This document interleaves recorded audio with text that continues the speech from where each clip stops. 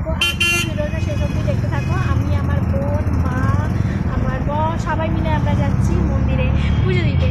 আজকে 1 জানুয়ারি, পুজো দিয়ে 1 জানুয়ারিটা কি উদ্বোধন করছি, মানে বছরের প্রথম দিন আমরা এনজয়মেন্ট করতে করতে যাচ্ছি। তো টাটা, তোমরা পুরোটা দেখতে থাকো। এখন আমি স্টপ করলাম।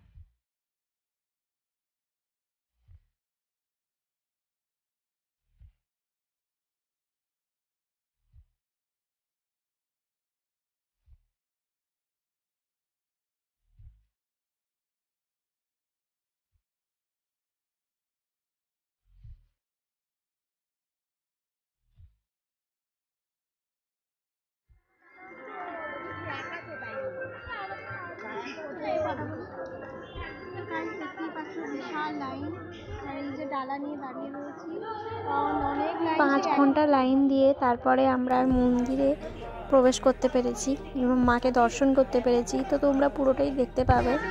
তার ফলে আমি অর্ধেক ভিডিও করতেই পারিনি, অসুস্থ হয়ে গিয়েছিলাম বলে। তো দেখো পুজোটা আমাদের কখন কি হয় কমপ্লিট।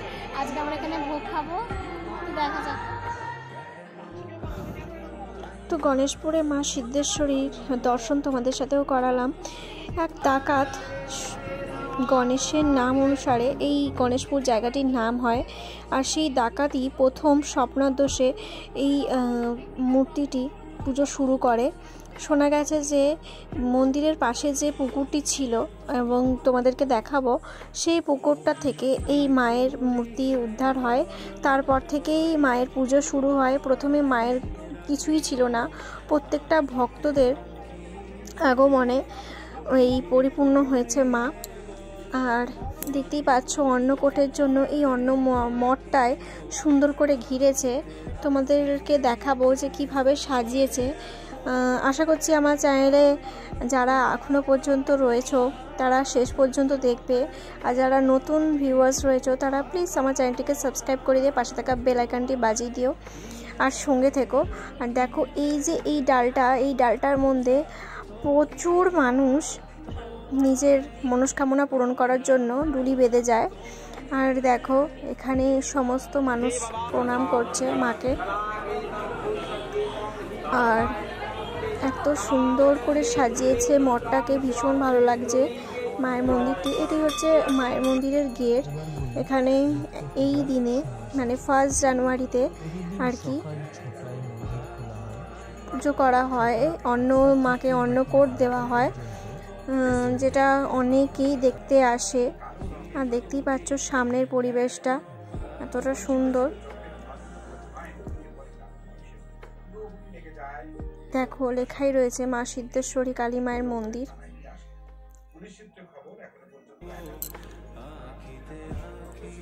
মা কিন্তু সত্যি খুবই জাগ্রত,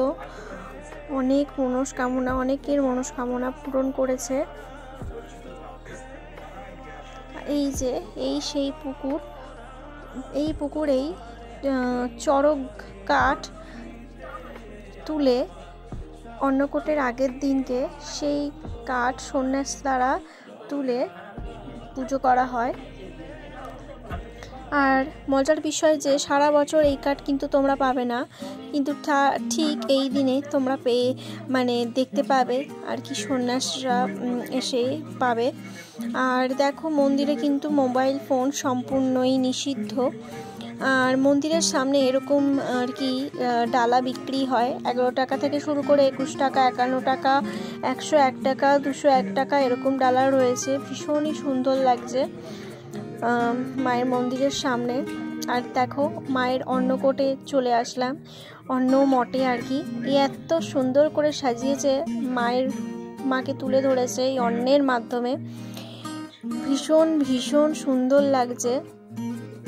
আর ঠিক এইরকম যারা ব্যারাকপুরে আছো, তালপুকুরেও একটি কালী মন্দির আছে, তোমরা অনেকেই জানো। ওখানে রানী রাসমণি শুটিংও হয়েছিল। ওই মন্দিরও এরকম করে সুন্দর করে সাজিয়ে মায়ের অন্ন দেওয়া হয় এই 1 জানুয়ারির দিনই। তো আমরা ওখানে যাইনি, আমরা এইখানেই এসেছি সিদ্ধেশ্বরী কালী মন্দিরে গণেশপুরে। দেখতেই পাচ্ছ কি সুন্দর করে সাজানো রয়েছে। বন্ধুরা যারা আমার ভিডিওটি এখনো অবধি দেখছো তাদেরকে রিকোয়েস্ট করছি প্লিজ শেষ পর্যন্ত দেখো, অনেক কিছু নয়তো মিস করে যাবে। আর যারা নতুন ভিউয়ার্সরা রয়েছে প্লিজ সাবস্ক্রাইব করে দিও। আর এই দেখো ভোগের অনেক কিছু আয়োজন করেছে, প্রত্যেকটা অন্যই মাকে আগে ভোগ দান করবে ঠিক 12টার সময়, 8টা থেকে 12টা অবধি পুজো হয়। তারপরে আবার মন্দির বন্ধ হয়ে যায়, মাকে ভোগ নিবেদন করে। তারপর আবার বিকেল 4টের সময় গেট খোলা হয় মায়ের মন্দিরে। তো যথারীতি আমরা যেহেতু বেলায় গিয়েছিলাম সেই জন্য আমাদের এতক্ষণ ওয়েট করতে হয়েছে, মন্দির বন্ধ হয়ে গিয়েছিল, মাকে ভোগ নিবেদন করছিল তাই জন্য। কারণ আমরা 11টার সময় পৌঁছেছিলাম, একটু বেলা হয়ে গিয়েছিল। এই প্রথমবার আমাদের এরকম হয়েছে। আর আমার মানে এতক্ষণ লাইনে দাঁড়িয়ে আমি অজ্ঞান হয়ে গেছিলাম। তো যাই হোক, তোমাদের সামনে আমি পুরোটাই তুলে ধরার চেষ্টা করলাম। তোমাদের কেমন লাগছে ভিডিওটা অবশ্যই কমেন্ট করে জানিও। আর এরপর আমরা একটা জায়গায় যাব, তোমাদের সাথেও সেটা শেয়ার করব। এখন কম বেশি ওই জায়গাটা সবাই চিনে গেছে। এটা দেবপুকুরের ঠিক কাছেই, মানে দেবপুকুরের মধ্যেই রয়েছে, একদম রোডের খুব কাছাকাছি এলাকা নিয়েই। তো আমি ওখানেও যাব আর তোমাদেরকেও দেখাবো যে এক্স্যাক্টলি কী। তো তোমরা যারা এখন ভিডিওটা ছেড়ে চলে যাচ্ছ তোমাদেরকে সব রিকোয়েস্ট করছি তোমরা প্লিজ শেষ পর্যন্ত দেখো, আশা করছি ভালো লাগবে ভিডিওটা। তোমরা যারা আসবে ভাবছো তাদের জন্য অ্যাড্রেসটা আমি বলে দিই। ব্যারাকপুর স্টেশন থেকে, ব্যারাকপুর স্টেশনের কাছাকাছি অটো স্ট্যান্ড থাকে একদম বাম দিকে। তো ওখান থেকেই দেবপুকুরে আসার মানে অটো পেয়ে যাবে। তো এই দেখো সেই জায়গায়, যে জায়গায় আমি এখন এসে পড়েছি, এটা হচ্ছে একটা সুন্দর পার্ক। দেবপুকুরে প্রায় 14 বিঘা জায়গা নিয়ে এই পার্কটি হয়েছে। পার্কটি দারুণ দারুণ দারুণ হয়েছে, এখনও ফুল কাজ কমপ্লিট হয়নি। তবে আমি দেখাচ্ছি আপনাদের, আমি দেখতে থাকুন আপনারা। দেখো এই যে সুন্দর বাঁশের বেড়া দিয়ে ঘেরা রয়েছে, এখানে বসার জায়গা করেছে। আর সমস্ত কাজই ইনকমপ্লিট হয়েছে, কিন্তু তাও দেখতে ভীষণই সুন্দর লাগছে। আর এই সেই দিঘি, মানে ছোট খাল টাইপের আর কি, এই খালটা আর কি ইয়ে করেছে বোটিংয়ের জন্য। আর এই দেখো সামনে গেট রয়েছে, মানে এতটাই বড় জায়গা নিয়ে পুরোটা যখন কমপ্লিট হবে দারুণ লাগবে।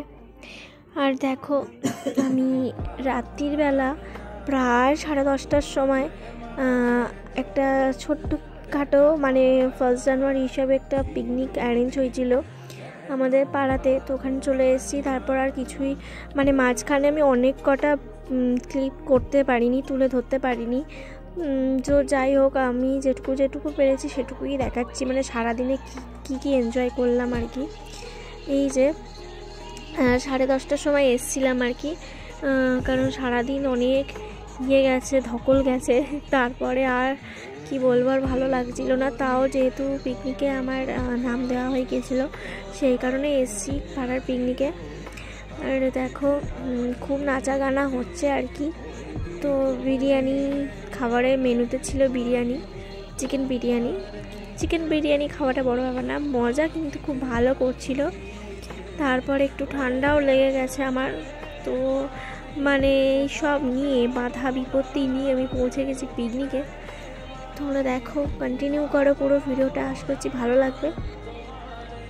এখানে বিশাল নাচ হচ্ছে।